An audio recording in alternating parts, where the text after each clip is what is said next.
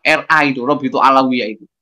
Ataukah hanya Rabitul Alawiyah itu pragmatis, hanya ingin bisa mendapatkan apa fasilitas dari mengaku sebagai keturunan Nabi itu. Oleh karena itu buku ini saya berharap itu sudah tidak memperbanyak persoalan perdebatan, artinya sudah final, ya sudah final. Tinggal bagaimana gerakan sosial ini yang kemudian bisa bisa punya kendali, ya, agar orang sadar yang satu Habib ini tidak mengaku-ngaku, ya, dengan nasabnya. Yang kedua, umat Islam terutama NU dari kelompok tradisionalis itu hanya lebih mengedepankan soal masalah sanad keilmuan, ya, terutama Wali Songo yang sudah terbukti Wali Songo ini tidak punya kaitan dengan nasab Alawi. Nah, ini akhirnya jelas. Mungkin akhir-akhir ini saja mungkin pakai peci-peci hitam dan sebagainya, berusaha untuk berbaur dan lain-lain, itu adalah ya bukan suudzon, ya, adalah dalam rangka untuk mencari perlindungan, ya, mencari perlindungan, ya. Walhasil kita apa?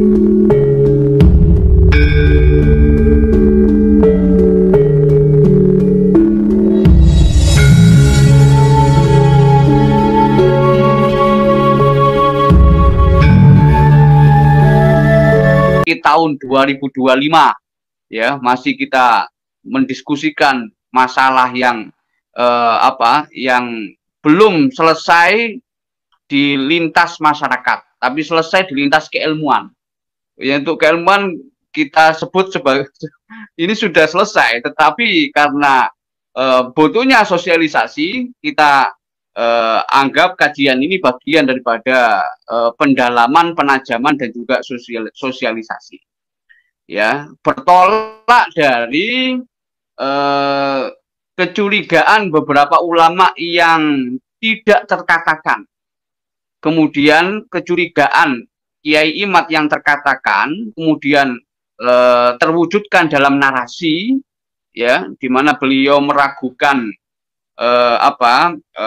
munculnya sosok yang bernama Alawi dalam teks-teks nasab maupun sejarah, ya, maupun kitab-kitab turos, ya, keilmuan dalam Islam, itu di mana dianggap kok baru muncul pada tahun 651, ya, kok jauh sekali baru kemudian viral, ya, oleh Ali Asakron dikatakan sebagai sesuatu yang ijma, disebut sebagai sesuatu yang tidak perlu diperdebatkan, ya, seolah-olah mereka harus percaya, dan kemudian sampai kepada generasi kita yang kitanya tidak persoalan tahu dan tidak tahu, tapi persoalannya adalah kita husnudzon, tidak tahu sumbernya di mana, tapi generasi kita hanya menjadi menjadi penerima berkas para pendahulu, yang berkas itu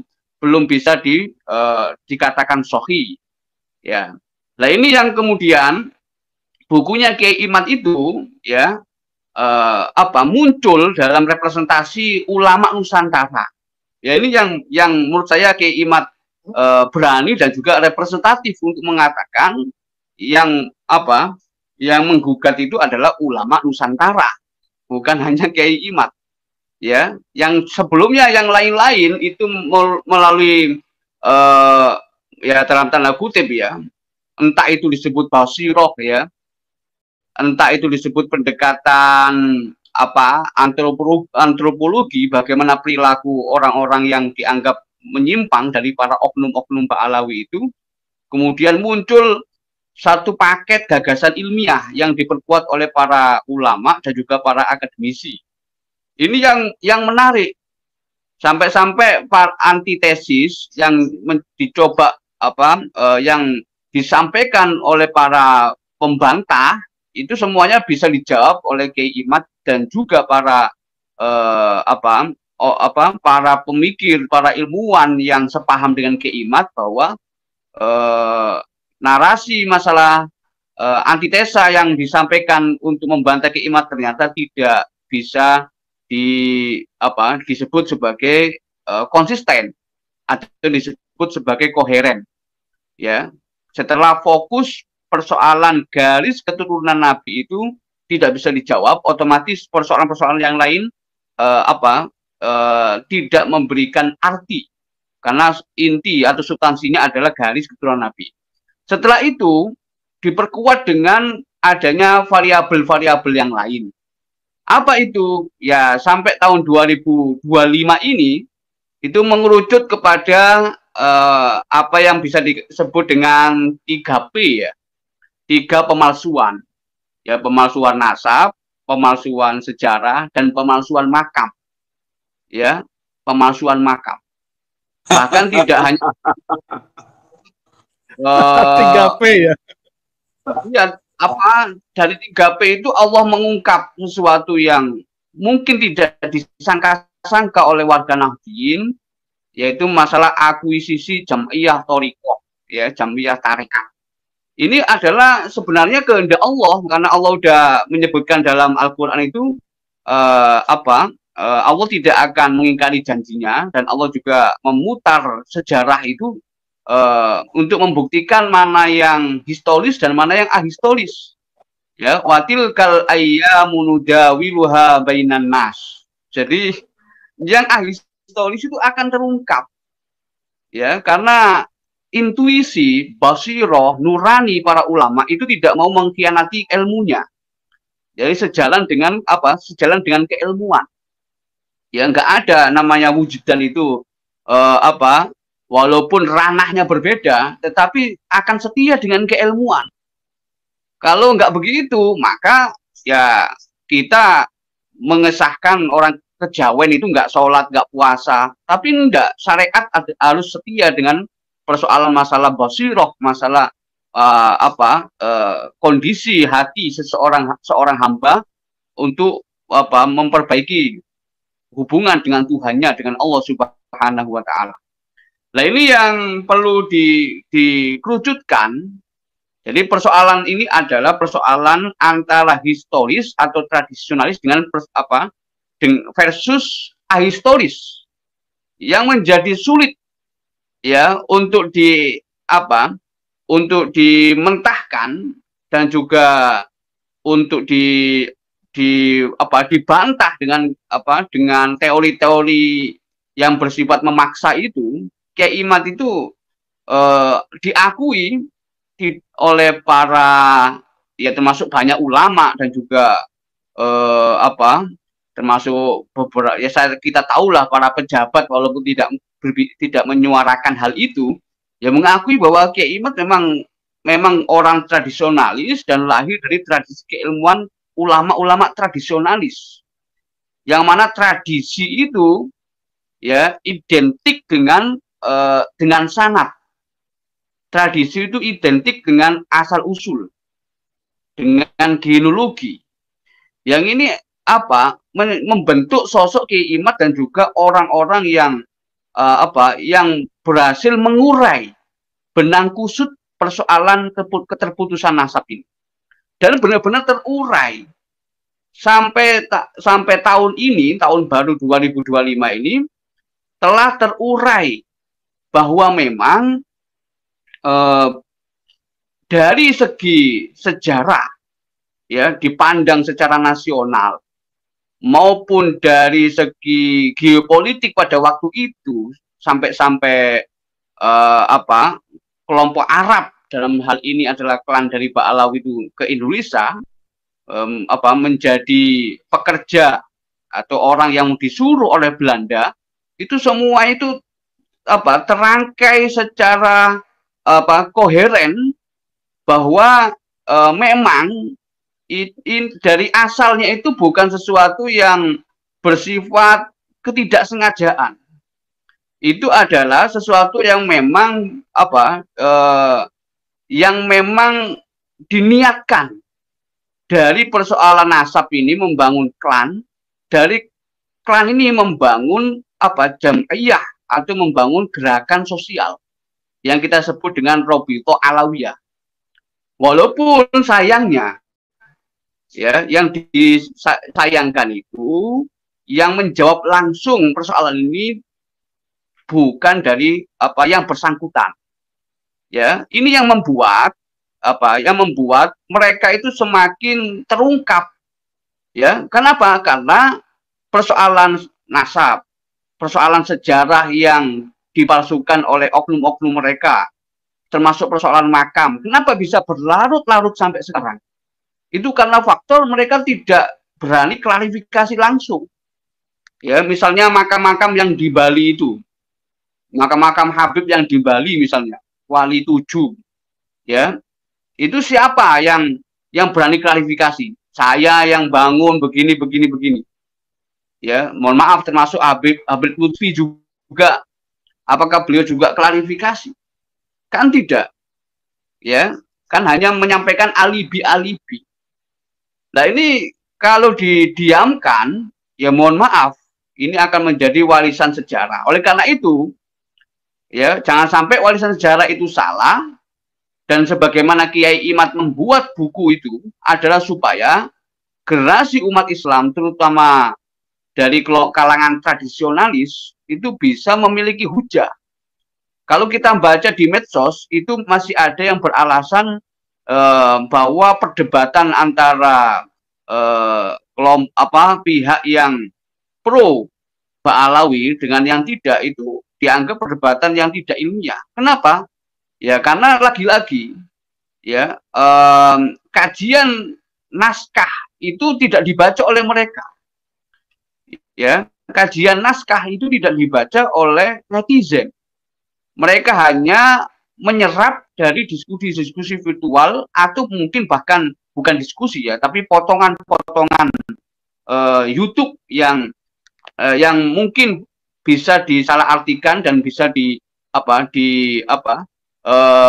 sengaja dibuat framing.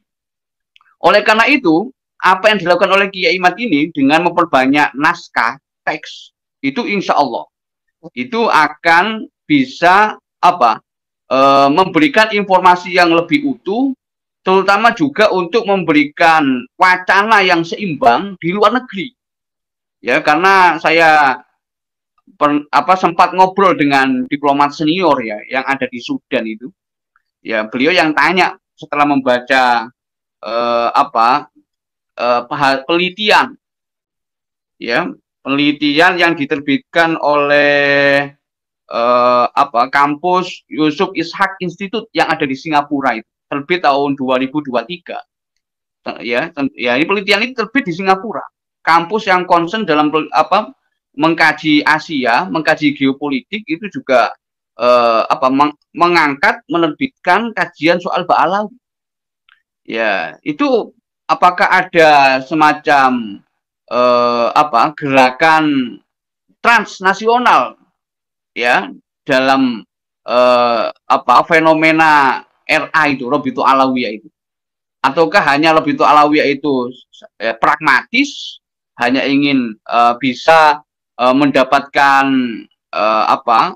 fasilitas dari mengaku sebagai keturunan Nabi itu. Oleh karena itu buku ini saya berharap itu sudah tidak memperbanyak persoalan perdebatan, artinya sudah final. Ya, sudah final. Tinggal bagaimana gerakan sosial ini yang kemudian bisa bisa punya kendali ya, agar orang sadar yang satu Habib ini tidak mengaku-ngaku ya dengan nasabnya. Yang kedua, umat Islam terutama NU dari kelompok tradisionalis itu hanya lebih mengedepankan soal masalah sanad keilmuan. Ya terutama Wali Songo yang sudah terbukti Wali Songo ini tidak punya kaitan dengan nasab Ba'alawi. Nah, ini akhirnya jelas bahwa cover yang ada dalam buku Kiai Imad itu representatif memang ulama Nusantara yang lahir dari tradisi keilmuan ulama Nusantara sejak masa Wali Songo dan juga pra Wali Songo sampai bersambung kepada asal usulnya dari berbagai negara di Arab, ya termasuk juga di Persia sampai bersambung kepada Nabi Muhammad Shallallahu Alaihi Wasallam. Jadi ini pembuka dari saya. Ya, jadi sebelum saya tutup pembukaan saya ini, saya ingin menggarisbawahi bahwa eksklusivitas dari kalangan Ba'alawi ini menunjukkan mereka bukan pewaris ulama Nusantara. Tentu yang sudah sering mengkaji persoalan sosiologi Islam di Indonesia, termasuk antropologi, akan paham kenapa kok ada eksklusivitas. Mungkin akhir-akhir ini saja, mungkin pakai peci-peci hitam dan sebagainya, berusaha untuk berbaur dan lain-lain, itu adalah ya bukan suudzon ya, adalah dalam rangka untuk mencari perlindungan ya, ya. Walhasil kita saya Pak Yusuf dari buku Kiai Imad itu ya mengapresiasi itu adalah kebangkitan intelektual Islam di NU, karena di Timur Tengah sudah bukan lagi kiblat keilmuan Islam. Jadi seperti disampaikan oleh Profesor Nasaruddin Umar, Menteri Agama, yang juga beliau membahas nasab Ba'alawi itu, ya itu juga beliau menyampaikan bahwa mercusuar peradaban Islam itu ya dari Indonesia, dari Nusantara, ya bukan lagi di Timur Tengah.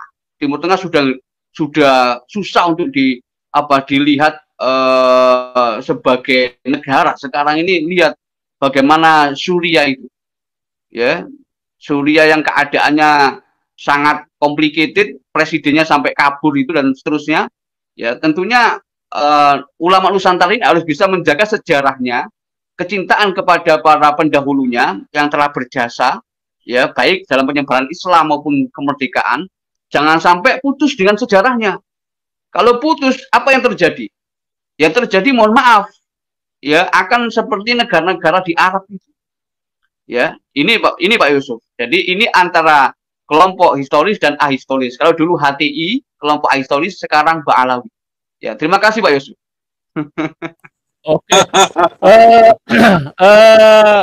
Dr. Ribut, ini menarik ini. Anda berada di Sudan, kemudian juga ini masih suasana tahun baru nih, masih ada petasan-petasan ya. Oke, kembang api ya. Baik, ini menarik ini, Dr. Ribut. Di Sudan katanya juga sedang concern terhadap polemik nasab Ba'alawi. Nah, sejauh Anda yang tadi katakan ingin mengetahui itu, Dubes Sudan dan lain sebagainya itu karena polemik nasab tidak terputusnya atau terhadap gerakan eksklusivitasnya yang diteliti oleh salah satu universitas di Singapura? Oh ya, itu bukan dubes ya. Mungkin saya tidak menyebut namanya, tapi diplomat senior sekali dan sudah pensiun. Itu ia melihat memang masuk akal dari gejala-gejala perilaku, ya termasuk gerakan sosial yang bersumber dari mereka, ya itu kemudian mengiyakan dan mengakui kehebatan Kiai Imaduddin Utsman. Ya ini kan ini diplomat, artinya ASN itu tidak berbicara hal-hal yang seperti ini karena akan punya dampak yang barangkali pada karir. Tetapi mereka itu tahu. Jadi kalau misalnya Kiai Imad menyebut 99% orang NU itu sudah nggak percaya Ba'alawi cucu Nabi, atau di Indonesia ini sudah 80% lah yang nggak percaya selain NU, ya, termasuk diantaranya ya mereka yang ASN itu yang tidak punya bendera ormas misalnya. Mereka itu paham gitu loh. Karena luar biasa. Ini Allah yang berkehendak. Ketika pidato, mohon maaf, dawir itu yang secara kasar itu beredar dan sebagainya. Ada pidato oknum Habib biasa ya, oknum tokoh Habib yang mengatakan untung jadi Habib di Indonesia. Kalau di Afrika panas, ya kayak di Sudan ini kan panas ini, ya di Arab itu kalau panasnya. Tapi kalau jadi Habib di Indonesia itu bahasa orang tersebut, ya oknum tokoh dari Habib itu, dalam perbincangan internal yang viral di media sosial itu antar sesama tokoh Habibnya, itu untung jadi Habib. Oh, di Afrika itu, aduh panas katanya. Artinya apa? Di Afrika sendiri, walaupun ada Syarif, ada Said, termasuk di Arab Said Ahmad di ya, termasuk juga syarif-syarif yang ada di negara-negara seperti Maroko dan lain-lain, ya mereka tidak bangun gerakan, mohon maaf, seperti Robito Alawiyah, membangun organisasi sampai punya gerakan masif seperti itu. Apalagi sampai dijadikan sebagai identitas. Jadi termasuk di Sudan ini nggak ada orang mengatakan kali dari kalangan cucu Nabi, nggak ada. Ya, mereka itu menghormati ulama, ya, yang tahu cucu Nabi, yang nggak sampai disebar-sebarkan, dan itu memang menunjukkan ketawaduan. Jadi mestinya kalau orang itu memang betul-betul cucu Nabi, itu ya mestinya itu adalah jangan sampai dia itu tidak bisa menjadi teladan. Oleh karena itu menyembunyikan silsilahnya itu tidak diumumkan, dan dia berusaha untuk menunjukkan sifat yang ya seperti ulama. Ya, kalau bukan ulama siapa lagi yang mengasih contoh sifat tawadhu itu? Nah, ini yang kemudian di Indonesia ketika sudah kuat menjadi gerakan sosial seperti itu, punya cabang-cabang sampai ke bawah, itu yang membuat mereka itu ya bisa banyak, mohon maaf, banyak menyalahgunakan. Oke, ya, baik.